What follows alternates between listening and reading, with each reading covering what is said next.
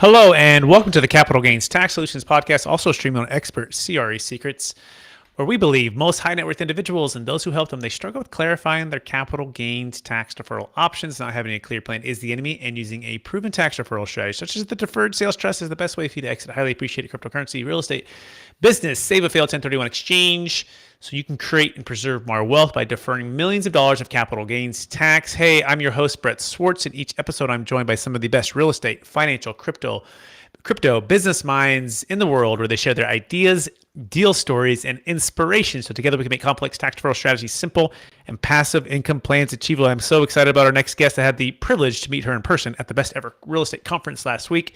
And she is a part of passiveinvesting.com with an amazing gentleman named Dan Hanford, who's one of our strategic alliances. And she's here to share and drop some knowledge with us when it comes to making all things passive commercial real estate investing made simple. In fact, she, the beginning of her real estate career, went better than most, but her first ever rental in 2002 was a huge success. It was on the second deal that she almost lost it all. She's going to tell us that story and so much more. Please welcome to the show with me, Whitney Elkins-Hutten. Whitney, how you doing? I'm doing great. Thanks so much for having me on. This is amazing. Absolutely. For our listeners getting to know you for the first time, would you give us a little bit more about your story and your current focus? Yeah, definitely. So my current focus is on passive real estate investing. But I started off on the active side in 2002. I started off as a, accidental landlord. I bought a house with a significant other. And, fast forward about a month into owning the house, the relationship fell apart. And here I had a house, all the expenses related to the house, and the house needed a pretty intensive rehab. I didn't know what to do. So I stuffed it full of roommates. And, back then in 2002, YouTube wasn't around. So I went to Home Depot and bought the Home Depot 1, 2, 3 book and taught myself everything about repairing a house, drywall, electrical, plumbing, which, by the way, you shouldn't do all of that. Hire the experts. Anyways, fast forward 11 months later, a lot of dinners bought for my friends to help, to get them to help me repair the house. I sold the house for $52,000 profit. And then I realized I hadn't been paying for any of the expenses the entire time. And so I was like, ding, ding, how many more of these projects could I possibly do? Really to help me unlock my golden handcuffs for my day job. Now, as you already alluded to, the second project didn't go so well, and we can dive into that story here in a minute. But it took a few years doing what we call live-in flipping and house hacking, utilizing the 121 exclusion to keep a lot of those profits tax-free, and playing a little bit of Monopoly and moving up into larger and larger deals, that my husband and I realized, oh, we actually should keep some of these properties, rent them out, and have people pay us rent every month. That's how we're going to actually be able to step away from our day jobs. And we scaled a portfolio of over 30 single family rentals, doing about 10 flips a year as well on the side. And then we had a baby girl. And I also had some family members that were ill as well. And I wanted to just spend more time with them. And that's when I decided I wanted to walk away from my job, but my husband wanted the same thing too. And it was just like, we just couldn't see a path for us to go to 80 properties. I mean, even though technically, according to the IRS, that income's passive, it was anything but passive, like on our time. And so that's when we really started taking a look at how could we acquire more units with each transaction. And that's when we stumbled across commercial passive real estate investing, syndications, and investing in funds. And once we, kind of dove into that, I mean, we just blew the doors off of scaling our portfolio, but also our time freedom, which is so important, and probably just as important as trying to limit your tax bill. Phenomenal, Whitney. And by the way, you can learn more about Whitney. Go by going to passiveinvestingwithwhitney.com. That's passiveinvestingwithwhitney.com. Before we dive into the top secrets to making this passive commercial real estate investing simple, I want to take one other step back, Whitney. You see, I believe you've all been given certain gifts in this life. And I want you to go back to your high school days, maybe when it was you're working in the medical field, right? And, some people call these strengths, some people call them superpowers. I believe they've been given to us to be a blessing and help to others. So I'm curious, what are those one or two strengths that you believe you were given, and how does it help how you help and bless people today? Well, I actually want to kind of like break that down a little bit further, right? Because I think we all have our strengths, right? Things that we are, trained on the job that we get really good at. Do we love them? I don't know. Maybe, maybe not. But I think somewhere buried in there, we realize what our gifts are. And over time, because, as you alluded to, I was in the medical field for a while, specifically in public health. I was running large research studies. And when you're coordinating these larger studies over, maybe like a metropolitan service area or even across an entire state, complexity is the enemy of execution. So my superpower, what I believe is my superpower, and others have told me and shared with me as well, is being able to take complexity and strip out a complex topic and break it down into its simple terms so we can get right into execution. Beautiful. Making the complex simple so that you can execute. Fantastic. So with that in mind, let's dive right into the topic at hand, which is passive commercial real estate made simple. So Whitney, what's the biggest secret, or the number one secret to making passive commercial real estate simple? Well, the first step is actually knowing what your goals are. What is it you're trying to achieve? And oftentimes, I've been on the phone with thousands of investors, and they're primarily chasing yield. They want to get out of the stock market. They have a pain. They want to transition into some sort of like alternative strategy. Or maybe they do already believe in real estate, but they haven't really quite nailed down what exactly they need. What are their goals? And sometimes it's actually what they don't realize what they need with their investing goals that trips them up. For example, this is a conversation I have all the time. An investor comes in, they're like, I want out of the stock market. It's too volatile for me. And I'm like, great. Do you need cash flow? Do you need gains? Do you need some sort of balanced blend of both with your real estate asset?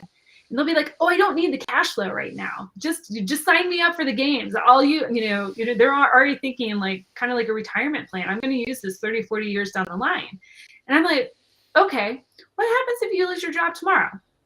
What are you going to do? Or maybe you have to downsize, or maybe you grow your family and you actually realize you want to take a step back. I always encourage people to, again, look at their goals. What is it they want? Why do they want it? But also make sure that somewhere in that investment plan there is cash flow, because it indicates that there's actually that asset you're investing in has stabilized now and is performing in the current environment. Got it. So I get that. So clarifying your goals and your vision for your investing, or what you're trying to do, what you're trying to accomplish, and right next to that, or side by side, is actually clarifying your cash flow needs and taking into consideration like worst case scenarios. Hey, I might lose my job. Things might get, someone might want to stay home full time to be a mom or your dad or whatever, to travel more. Like clarifying what is your actual cash flow needs. Is that a fair summary for secret number one? Yes, definitely. And then when we start diving, we can kind of roll right into secret number two, which is, understanding what your actual risk tolerance is. So many people, like in today's market, I mean, I just did a talk a couple of weeks ago, and when I was about multi-generational wealth, you and I spoke about it at IIRC as well. A lot of people were trained to pay taxes. We're trained to go out and get a good education, get a good high-paying job, buy the house, take the standard deduction, and oh yeah, by the way, contribute to your 401k. There's so many different ways that we can actually reduce our tax bill here, but before we even get to that tax bill, we have to understand how is it we're currently investing, and is that actually the lowest risk type of investment we could take for ourselves. Now, if you're investing in stocks, bonds, and mutual funds, great. But when we move over to real estate investing, we can't take the same mentality with us. We have to actually understand what are the type of assets that are available to us. A lot of people come out of stocks, bond, and mutual fund investing and are chasing yield. Give me the highest returns. I'll take the cash flow later. Well, potentially that is one of the higher risk investments you could possibly make in the real estate sector. So I really try to help people understand, are you looking for Class A suburban housing, low deferred maintenance, low capital expenditures on the project, but you get a nice high quality tenant, and you can kind of, what we call clip a coupon and, take that cash flow now, get nice equity bumps later?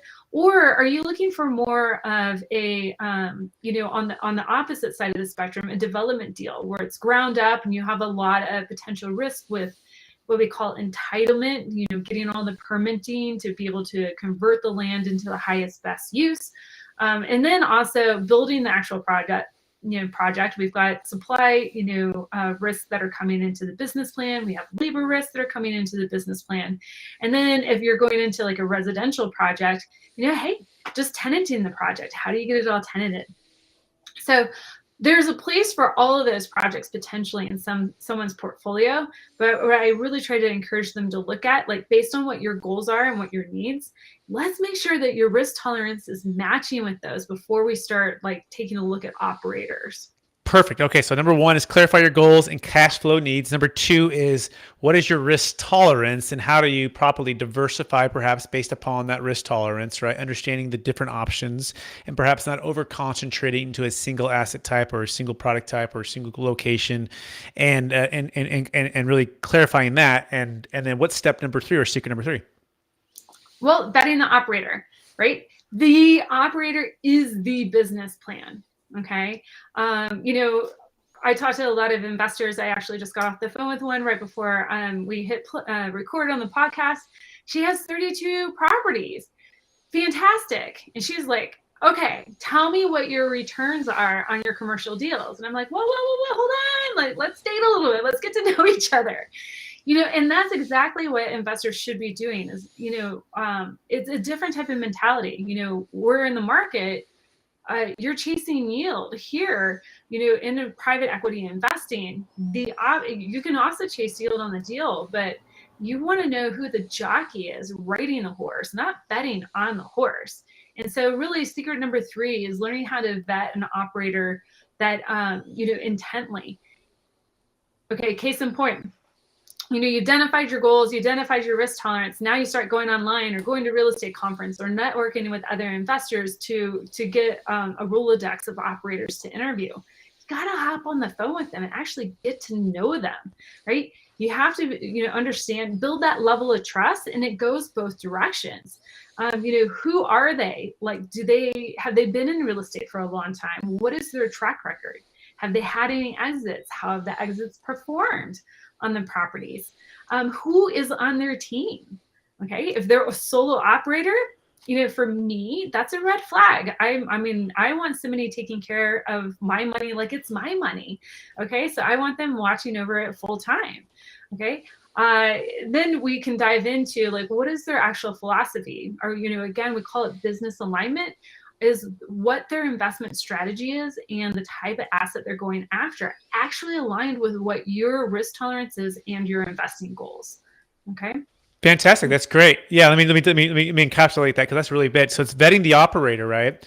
So I like the way you put that the operator is the business plan, and it's not just betting on like the horse, like what's the yield, what's the return. It's who is right, who is operating, who's riding that horse, right? But bet on the jockey. And I know Dan Hanford, he did a talk, and we're at the Best Ever Conference with Joe Fairless, and he talked about like the 7 red flags to look out for, and in particular, obviously track record, right? And also the team, right? It's not just one solo band. It's the entire, it's the team that's going to help to execute the business plan. But also, I think it was a unique stat. He talked about the percentage of repeat investors, right? So you want to make that a healthy percentage. Like, what of the deals that you've done, let's say you've done 10 deals, of those, how many on the first client that came in with you on the first one, are they still with you? How many others, did they go with the second one, the third? Have they been 100%? They go on to you with every deal. That's a really good stat, right? Is it 70%? Is it 50%? Is it only 20%, right? So we're at 81%. Which is amazing, which is part of why you're part of the Strategic Alliance at Capital Gains Tax Solutions, right? Because we're looking for the best operators that have a passion for commercial real estate, value add, and also newer construction. By the way, I toured one of the most beautiful properties that you guys have. It's Monte Rosa in Orlando. So I flew back there with the family, went to Disney World, and I said, I got to go check out what Dan's doing on the ground here. And so I came in as like a secret shopper and just, can I tour some stuff? I might be moving here with the family kind of thing. And it was wonderful. It was amazing. And that thing has only gone up with what's going on with Orlando since I think you bought it about 2 years ago or a year and a half ago. So super neat. Yeah, so 81%. So talk about that or any thoughts on that? Yeah, I think it goes, I mean, there's so many reasons why we're at 81%. The high quality of the deals, the quality of the team that we have at passiveinvesting.com, but also the way we operate the business. And one of the things, when we talk to our investors in person at our investor relations dinner, even just on the phone via email, they're all really impressed by our communication as an operator. Not only the frequency of the communication, but the transparency of the communication. We really try to, before we put out any communication out to the investor, we really are trying to kind of get in their head to understand what are all the questions and answer those ahead of time. Now, it doesn't mean that they don't have questions they go through, as they should. There are partners. We're the general partner, they're the limited partner. We're partners, we're equity partners in the deal. But really, doing what we can to kind of, get ahead of the game and just be really open, honest, and transparent with them. So important, right? Which is very, very key, because you can have a great operator, even a great person who negotiates deals, but if you lose that communication, which is the third arm, right? It's this couple other arms as well. It's tough to know what's actually happening, right? And so, I mean, Dan shared a story of another operator who really performed well, but the process of the communication along the way was poor or average. And even though the outcome was a really good return, they're left feeling like this wasn't a great experience, right? Mm-hmm. Like just yield is not just it. It's the relationship, it's the communication, and it's feeling like you're a part of something rather than just completely passively just saying goodbye, like putting into the stock market and investing in Apple and not being able to talk to anyone that really makes a difference on the investments. Is that a fair summary, Whitney? Yeah, I mean, I don't have Tim Cook on speed dial, but I think it's not just with when you have this initial conversation, when a limited partner has an initial conversation with an operator, it's probably with somebody on the investor relations team. You not only want that point of communication to go really well, but you have to look at the entire ecosystem. Are the deal updates coming on time? Are the K1 coming out on time? Is there communication around tax season? Do they have an onboarding process for the investors? Is there an ongoing education process with the investors? So it's the whole, again, just not just one point of contact, but the entire ecosystem. I absolutely love that. That's inspiring and it's great. So, is there a fourth secret, or besides just going to passiveinvestingwithwhitney.com and checking out one of her cool webinars and educational and next offering? What any thoughts on that, Whitney? Well, there's two more that I just really want to touch on really quickly. And the operator is the business plan, but it is up to the limited partner to double check. They own the investment, and that's sometimes part of the the transition from investing in stocks, bonds, and mutual funds to coming to private equity investment. You're in control as the limited partner on what you invest in, and what you can control. You can control three things: the operator that you invest with, the markets you're invested in, and the deal that you're in. And so past the operator, the limited partner, you should take care to understand how to, at least at a very high level, double check the numbers for market metrics for any deal that they go into. And so, is the population growing? Are jobs growing? Are jobs diversified? Is the income growing? Especially if you're looking at residential type real estate, are housing prices in the area going up? Are rents going up? When you look at the business plan of the deal and expenses, are taxes tax favorable in that area? And then, overall, I think this applies across the board. You want to have low crime, low vacancy for whatever asset you're going in. So you can double check these at a high level. I mean, obviously your operator is going to probably be pulling data from CoStar or some platform like that. You can double check this as well on the web utilizing tools like niche.com or city-data.com. Perfect. Yeah. And then learning how to vet the deal, which I have a whole other webinar on that I would love to share with people here. Yeah, and by the way, go to passiveinvestingwithwhitney.com to check that out. But for sake of time, we're going to shift a little bit to what I like to call this part of this show where we're talking about the biggest frustration when it comes to capital gains tax deferral, right? And what's tough about before people meet us, is sometimes they're not sure what they're going to do. They're running out of time on a 1031. They're not sure if they can diversify into a passive deal. So I'm just curious, Whitney, what have you found to be the biggest frustration when it comes to the 1031 exchange or exiting highly appreciated assets? Well, I actually we were talking before we jumped on, I had 4 failed 1031s last year. And so I can speak from experience on this one. For me, it was just, kind of like, I love your words, the shotgun wedding approach. I decided to take a crack at it, and I 1031 all of my my 4 assets that I was exiting. I put them with a qualified intermediary, and then I just couldn't identify an asset that really truly made sense. And I know for me, it just I felt more comfortable because I actually had options to go into a syndication or multifamily and get higher cost segregation and accelerated depreciation. I knew about that. So I didn't really feel pressured to have to go through the 1031, but I see investors all the time make poor decisions on going into their next asset because they feel like they have to execute the 1031. The 1031, we're in a unique time right now, at least for the next until 2024. If taxes are more than likely, okay, I'm not an economist, I'm not a CPA, are at the lowest that they're going to be for quite some time, I'm going to go ahead and pay the tax bill now at this low tax rate and then step up my basis. And so I really think 1031 is an amazing tool. However, I think there's so many different options out there. I actually have a friend of mine that's exiting out of a condo right now, and he's like texting me like every 5 minutes going, please, can we get on the phone? I need to know what to do with my capital gains. And I'm like, well, when do you need to know by? And he was like, today. Yeah, there's a lot there. So absolutely, couldn't agree with you more on the shotgun wedding, right? The 45-day engagement, 180-day marriage, and oftentimes that it can be a bit daunting. We also have a minimum 1 million net proceeds, $1 million gain, and we do that because otherwise, you might be able to just do some cost seg passively, or pay the tax, do some cost seg to offset some of that. Just depends on the size of the deal. And then some deals don't even qualify for a 1031. Like we just did a cryptocurrency sale, a $5 million exit of over about a $49 million gain. And so she bought Bitcoin for 50,000 and it went to 50 million. And so for her, she wanted to exit, defer that tax, and invest it into a business venture that could get some depreciation.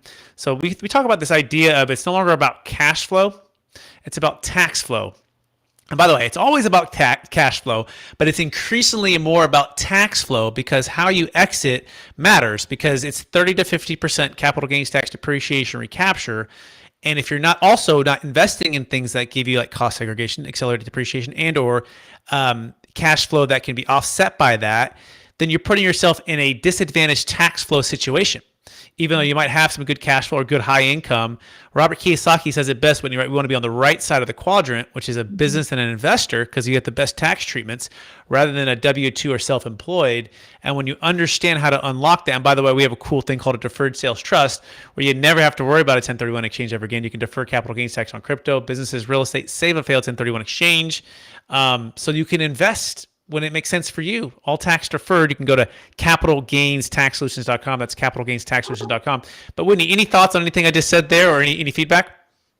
No, I'm just recently have learned about the Deferred Sales Trust, and I'm like, oh man. One, I aspire one day to utilize the Deferred Sales Trust. Two, I think it's just an amazing tool to not only defer taxes, but be able to navigate, I have the sale of a business and maybe I want to go into real estate, or maybe I want to diversify and do a couple of different things. So I think I think it's an amazing tool that people should really take a look at and really consider as their wealth building strategy. Fantastic. Thanks for that plug, Whitney. Are you ready for the lightning round? Sure, let's do it. All right. Knowing what you know now, if you could go back to your 25-year-old self or your 20-year-old self, we can go even earlier. What's the one golden nugget you'd make sure to tell yourself to do? Invest in more cash flowing real estate passively earlier. Great. Number 2, what's your favorite book that you've recommended or gifted the most in the past year? The One Thing by Jay Papasan and Gary Keller. Beautiful. Next question. What's your favorite leadership quote or theme that you strive to live by? Ooh, this is more of a life quote, but a friend of mine says, life is an amusement park and I want to ride all the rides. Cool. I like that. Question number 4. What are you most curious about right now? Oh gosh. Everything. This is going to sound a little funny, a little departure from commercial real estate, but personally, we are trying to buy assets that we can personally utilize and, create a business around. So, most people naturally think of short-term rentals, but we are starting a camper van fleet. That sounds fun. And you're out of Denver or Boulder, Colorado, right? So there's probably a lot of opportunities to use that business. Yes. Cool. Second to last question. Is this number one, or what do you think about cryptocurrency? I guess is kind of the thought.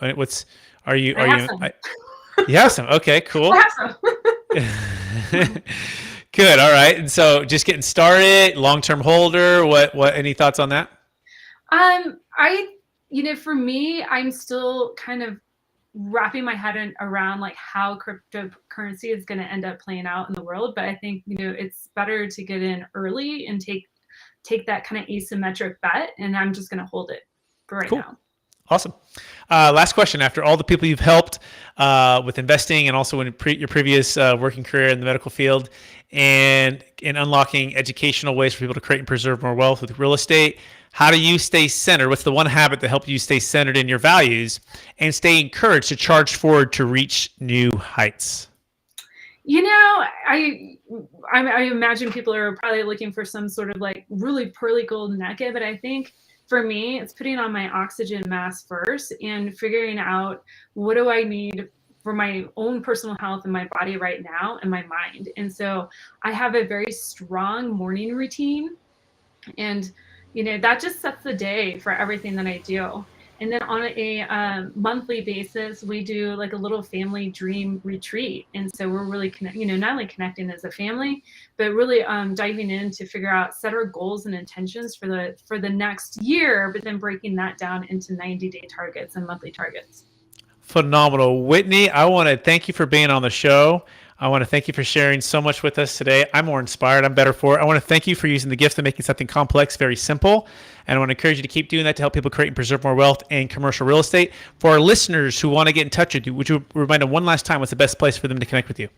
Yeah, you can join me at passiveinvestingwithwhitney.com. And I've got some free goodies for everybody there, as well as you can block some time on my calendar if you'd like to do so. Phenomenal. Thanks, Whitney, for being here. I also want to thank our listeners for listening to another episode of the Capital Gains Tax Solutions Podcast. As always, we believe most high net worth individuals and those who help them, they struggle with clarifying their capital gains tax deferral options. Not having a clear plan is the enemy. Using Deferred Sales Trust is a proven tax deferral strategy, maybe the best way for you to create and preserve more wealth, or getting someone like with Whitney to invest passively and to grow your educational muscles with her, right? So you can create and preserve more wealth. If you're looking to defer capital gains tax of any kind, cryptocurrency, business, real estate, I want to invite you to our free mastermind that happens every Friday at 10 a.m. Pacific Standard Time, 1 p.m. Eastern. We call it the Crypto Deferred Sales Trust Mastermind, but it applies to business, sales, real estate, 1031 exchanges. Where me and some friends and some new people that are learning about it, some strategic alliances are geeking out about tax, about real estate, about investing. And we're very passionate about exiting tax deferred using the Deferred Sales Trust. So you can join that by going to capitalgainstaxsolutions.com. As well, we appreciate all of you out there at Expert Secrets YouTube channel that are listening or watching us on or hearing us on iTunes. Please rate, review, subscribe. Please hit that like button on whatever you're watching this. That helps to get the message out. And we will talk to everybody